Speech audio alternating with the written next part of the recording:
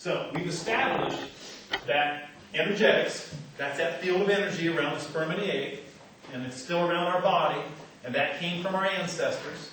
Don't blame mom and dad because their energy field came from their ancestors. Don't blame grandma and grandpa because their energy field came from their ancestors. Okay? And somewhere, and I'm far from a biblical theologian, but somewhere in the book of Exodus it talks about, and because of their transgressions and because of their sins, they will be cursed unto the third and fourth generation. There's one common truth. Quantum physics has now proven a lot of the stuff that was said 2,000 years ago and further today. Energetics is showing that. Guess what? We got all the good stuff and gunk. The good news for here. I can scan this crowd and say, we need to thank our ancestors. We had some good stuff passed down to us along the way. We need to thank even our MFTPs because we had some really good stuff handed down to us. Right? Because we're all here, we're intelligent enough to learn, we're intelligent enough to step out of the box, take on some information, and possibly put ourselves on a different path. Okay? We've been blessed. So energetics, we can't change that. That's what it is. Okay? But this is the one we can change. Because this one here, that with the observed learned behaviors that dictate how we respond to the stresses in life, dictate the vibrational frequencies we're going to put out here. Okay? And those are learned, okay?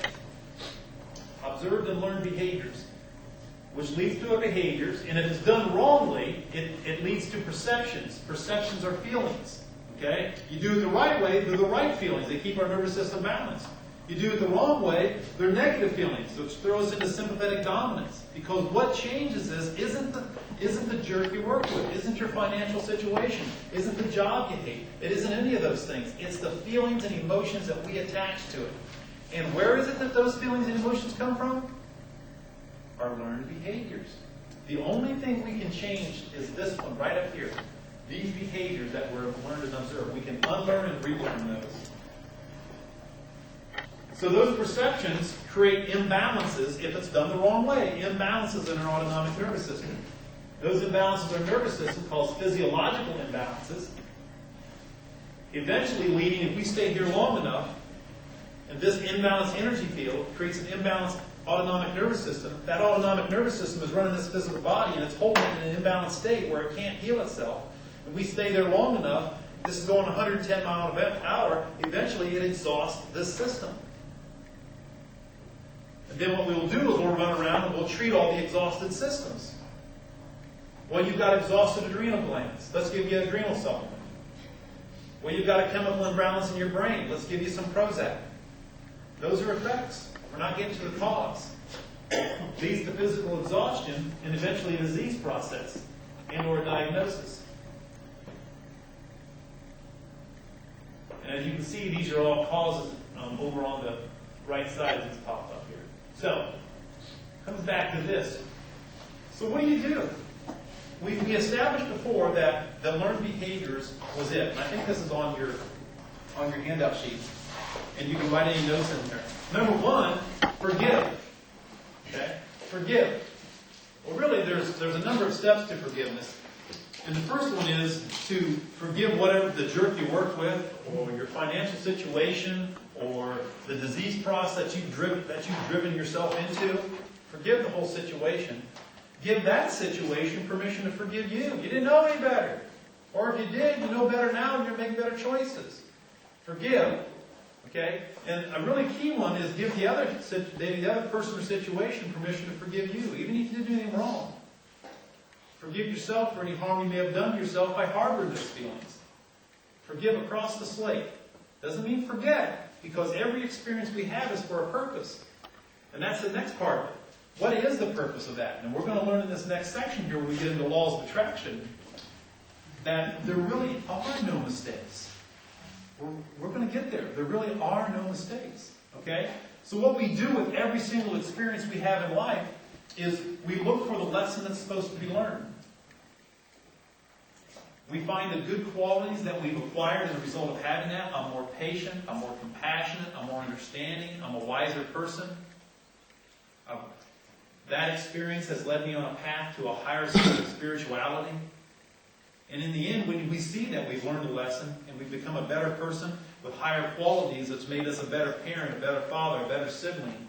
In the end, we can look back on that experience that allowed all that to happen, and we can give thanks for that. That doesn't mean we condone it or we approve of everything. The bottom line is, we can be thankful for all the good that comes from it. The end result is, thankfulness needs to be attached to the experience. A properly processed perception. That's what we're talking about here, is perceptions. A properly processed perception always ends in thankfulness. A properly processed perception always ends in thankfulness. Yeah, but he stole $10,000 from me. He's a jerk. Well, did you learn a lesson from it? Well, yeah, I'm a lot wiser financially. Okay. Did you develop any quality characteristics? Yeah, I actually did. I'm wiser. I'm a better steward of my finances. I've developed other trusted friends that I know I can turn to for advice. And the bottom line is, I found out that I can live without that $10,000. Oh, well, so overall, have you thanked him yet for all the good that come out of it? Because, see, that thankfulness in the end, what's the value of that lesson learned? What's the value of all those quality characteristics you developed? Can you put a price tag on that? Would it possibly be worth more than $10,000? Heck yeah, it would. Yeah. That's one response, and guess where our nervous system is with that thankfulness and gratitude? Right here, balanced. Guess where it is when he's still a jerk and we hate him and we resent the fact that he never did pay us that 10 grand? Guess what we're doing to ourselves? Guess where we're going to end up? Okay? And what we're going to find out is that was never really a mistake in the first place. A properly processed perception always ends in thankfulness. So the act is, down here is this, is to respond versus react. React would be our learned behaviors. You know?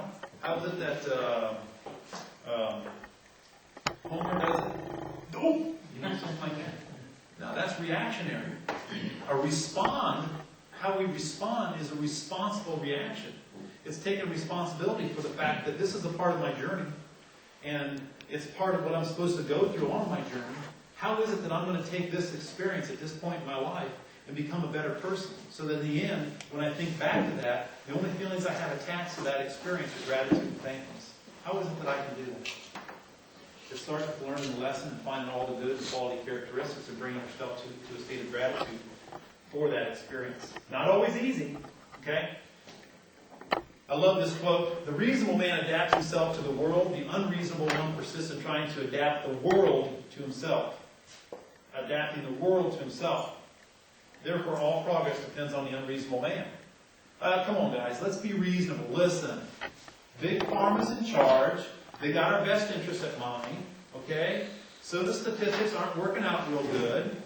They'll continue to develop more drugs. And eventually, they'll figure it out, and they'll have a drug for every disease, and we should just take them and trust their lead.